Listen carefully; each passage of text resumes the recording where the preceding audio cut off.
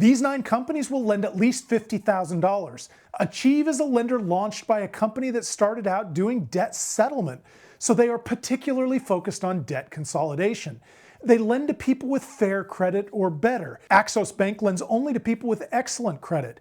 The minimum FICO score they lend to is 730. For that reason, they have some of the best APRs of the lenders on this list. Best Egg has some of the best flexibility of the lenders on this list. You can borrow as much as $50,000, but you don't have to do it all at once.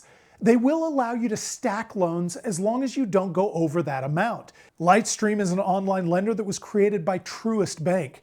They are one of only 2 lenders on this list that will lend up to $100,000. They lend to people with good to excellent credit, so they are pretty restrictive. PenFed is a credit union. In fact, it's one of the largest credit unions in the United States.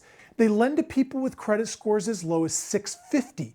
They are also one of the few lenders on this list that will lend just a few $100s. Prosper is one of the most transparent lenders out there. They mainly lend to people with good credit, but they claim to dip into the fair credit range. SoFi is one of the biggest fintech lenders in the country.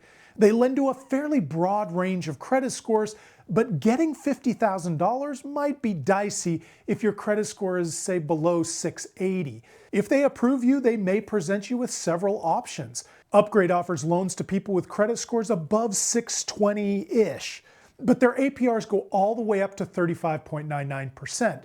They offer a range of different lending options, including loans secured by the title to your automobile, debt consolidation loans, as well as unsecured personal loans.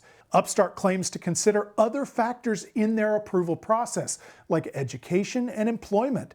They say that means that they can accept more people than other lenders would. Another unusual thing about Upstart is that they have over 100 banks and credit unions that do their lending, so they are a little bit more like a marketplace. But still, most of their loans go through just 3 lenders.